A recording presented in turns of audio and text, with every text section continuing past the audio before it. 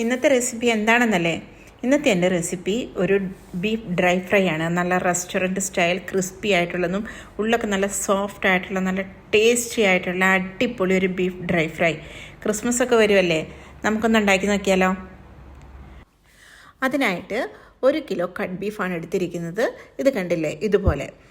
അതിലോട്ട് 2 table spoon chilli powder, 1/2 teaspoon turmeric, 1 table spoon Kashmiri chilli powder, 1 teaspoon pepper powder. ഇനി ലാസ്റ്റായിട്ട് നമുക്ക് സോൾട്ടും കൂടെ ചേർക്കാം. അതൊരു 1/2 ടേബിൾ സ്പൂൺ, അത് നമ്മുടെ ആവശ്യത്തിനനുസരിച്ച്.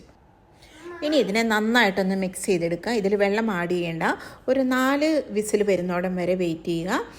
അപ്പം അത് അത്യാവശ്യം ഒരു 80 to 90% കുക്കായാൽ മതി. ബാക്കിയൊക്കെ നമ്മൾ ഫ്രൈ ചെയ്യുമ്പോൾ ആയിക്കോളൂ കേട്ടോ. നെക്സ്റ്റ് ഡ്രൈ ഫ്രൈയുടെ കോട്ടിങ് തയ്യാറാക്കാം. അതിന് വേണ്ടിയിട്ട് ഞാൻ വലിപ്പമുള്ളൊരു ഇഞ്ചിയും 5-6 അല്ലി വെളുത്തുള്ളിയും പെരിഞ്ചീരകവും കൂടി നല്ല ഫൈനായിട്ട് അരച്ചു കൊണ്ടുവന്നിട്ടുണ്ട്. ചില്ലി ഫ്ലേക്സ് ഇട്ടു.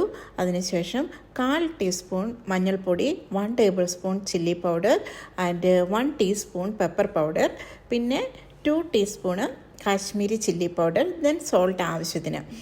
ഒപ്പം ലാസ്റ്റ് 3 ടേബിൾ സ്പൂൺ ഓഫ് കോൺഫ്ലോറും ഇടുന്നുണ്ട് കേട്ടോ.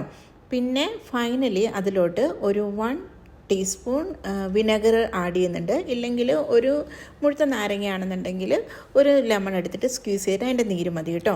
ഇത് കണ്ടില്ലേ, ഇത് ബീഫിൻ്റെ സ്റ്റോക്കാണ്.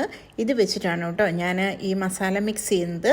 എന്നിട്ട് ബീഫ് ഇതുപോലെ ലെങ്ത് വൈസിൽ നമുക്ക് എത്രത്തോളമാണോ ലെങ്ത് കിട്ടുന്നത് ആ ഒരു രീതിയിൽ ചെറിയൊരു കട്ടിയിൽ, ഇപ്പോൾ കണ്ടില്ലേ കട്ട് ചെയ്തത്, അതുപോലെ മുറിച്ചെടുത്തിട്ട് ഈ കോട്ടിൽ നന്നായിട്ട് മുക്കിയിട്ട് ഫ്രിഡ്ജിൽ ഒരു 30 മിനിറ്റ്സ് റെസ്റ്റ് ചെയ്യാൻ വെക്കുക. അപ്പോഴത്തേക്ക് മസാലയൊക്കെ നന്നായിട്ട് പിടിക്കും.